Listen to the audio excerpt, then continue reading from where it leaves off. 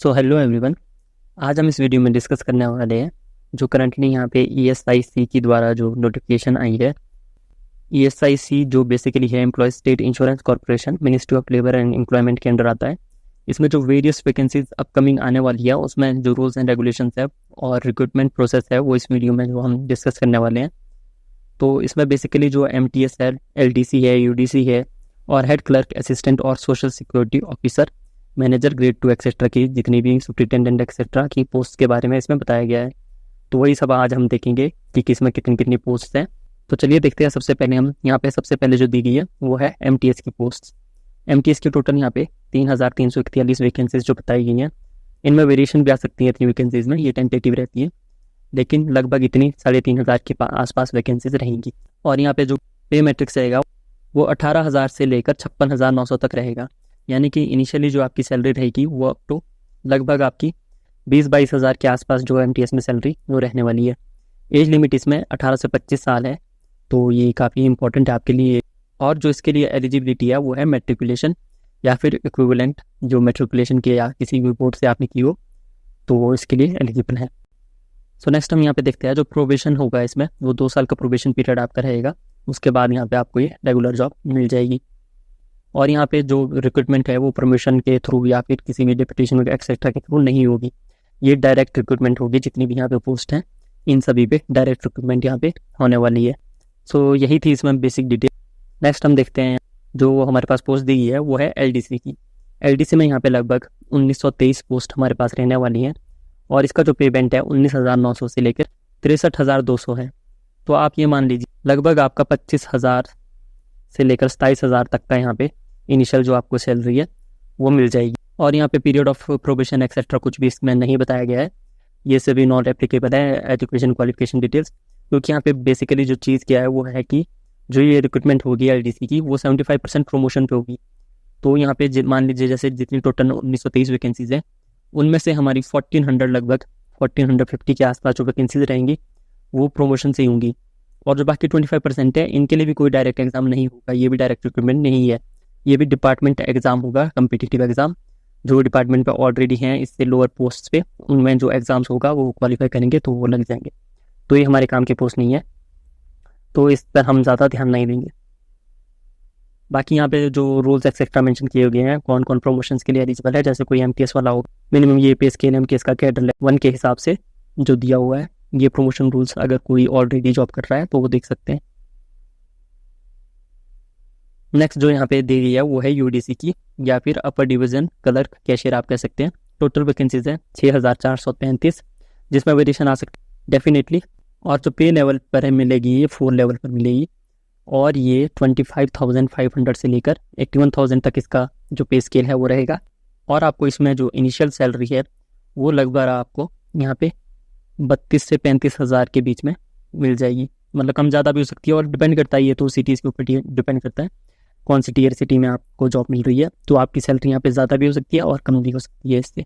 बाकी यहाँ पे जो एलिजिबिलिटी क्राइटेरिया है, एज लिमिट है वो 18 से 27 साल है। MTS में हमने देखा था 25 साल तक है, तो यहाँ पे 27 साल तक है।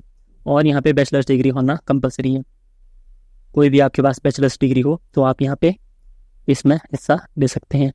और बाकी तो working knowledge of computer etcetera ये तो आएगा ही, क्योंकि क्लर्क से एलिजिबिलिटी पोस्ट है तो कंप्यूटर की नॉलेज वो तो एग्जाम में आएगा ही।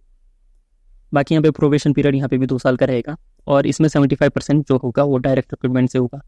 तो यहाँ पे टोटल वैकेंसी 6,435 है, तो उसमें से लगभग 4,820-30 वैकेंसीज यहाँ पे डायरेक्ट रिक्रूटमेंट से होने वाली है।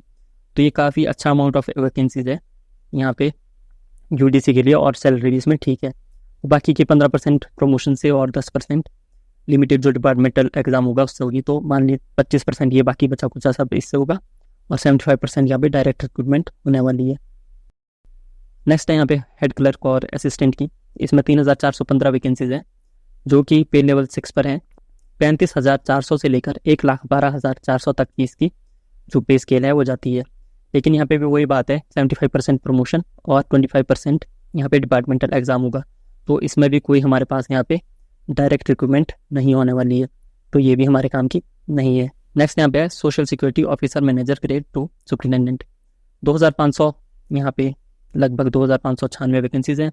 पे लेवल 7 है जो 1,42,000 तक जाता है। और यहाँ पे काफ़ी अच्छी सैलरी रहने वाली है, मतलब 60,000 के आसपास ही आपको शुरू में सैलरी मिल जाएगी। और यहाँ पे मेन बात यह है कि यहाँ पे डायरेक्ट रिक्रूटमेंट भी होगी। तो यहाँ पे एज आपकी 30 ईयर्स से ज़्यादा नहीं होनी चाहिए। और यहाँ पे जितनी टोटल है 2596 यहाँ पे वैकेंसीज हैं, उसमें से आप मान के चलिए कि लगभग 500-600 के आसपास जो वैकेंसीज हैं वो डायरेक्ट रिक्रूटमेंट से रहेंगी, क्योंकि सिर्फ 25% ही डायरेक्ट रिक्रूटमेंट से हैं। बाकी के 75% जो हैं वो यहाँ पे प्रमोशन के थ्रू ही होंगी। लगभग 1900 कुछ वैकेंसीज तो प्रमोशन के थ्रू ही यहाँ पे हो जाएंगी। लेकिन बाकी 500-600 वैकेंसीज भी, क्योंकि काफ़ी अच्छी पोस्ट भी है, तो वो 500-600 वैकेंसीज भी इसमें मतलब उतनी ज़्यादा तो नहीं है। लेकिन फिर भी आप अगर किसी और कम्पिटिटिव एग्जाम जैसे एसएससी या बैंकिंग की तैयारी कर रहे हो तो डेफिनेटली आप इसको फिल कर दीजिएगा। और इसमें एज लिमिट 30 ईयर से ज़्यादा नहीं होनी चाहिए। एज लिमिट काफ़ी यहाँ पे इंपॉर्टेंट रहती है। और इसमें भी जो आपका एसेंशियल क्वालिफिकेशन है, एलिजिबिलिटी है, वो बैचलर डिग्री है रिकॉग्नाइज्ड यूनिवर्सिटी से। वर्किंग नॉलेज ऑफ कंप्यूटर है, ये तो आप देख ही सकते हो। मैनेजर ग्रेड 2 की सुपरिटेंडेंट की पोस्ट है। तो यहाँ पे बेसिकली जो होगा वो क्या होगा, कंसल्टेशन जो ली जाएगी वो यूपीएससी से दी जाएगी। और हो सकता है कि ये यूपीएससी ही इसका एग्ज़ाम करवाए। और यहाँ पे जो हेड क्लर्क्स होंगे वो प्रमोशन के लिए एलिजिबल होंगे, जो 5 साल की सर्विस रेगुलर सर्विस में है।